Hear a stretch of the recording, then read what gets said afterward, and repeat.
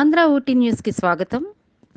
ఆధ్వర్యంలో ప్రాజెక్ట్ లక్ష్య 2లో భాగంగా 100 మంది గిరిజన యువతీ యువకులకి ఉచితంగా సివిల్ సర్వీస్ కోచింగ్ ఇవ్వడానికి నిర్ణయించారు.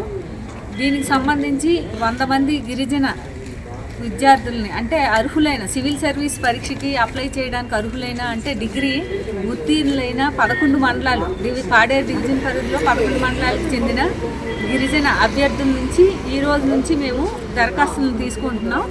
దరఖాస్తులు తీసుకున్న తర్వాత 3 దశల్లో 100 మంది విద్యార్థుల్ని ఎంపిక చేస్తాం.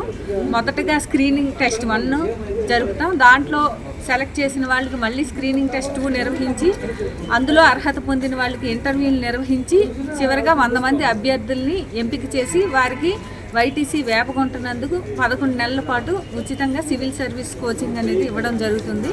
దానికి సంబంధించి ఈ రోజు నుంచి మేము అప్లికేషన్లు తీసుకుంటున్నాం. 6వ తేదీ నుంచి 13 వరకు దరఖాస్తులను తీసుకొని 14-15 హాల్ టికెట్లు జారీ చేసి 16వ తేదీన మొదటి దశ స్క్రీనింగ్ టెస్ట్ అనేది జరుగుతుంది.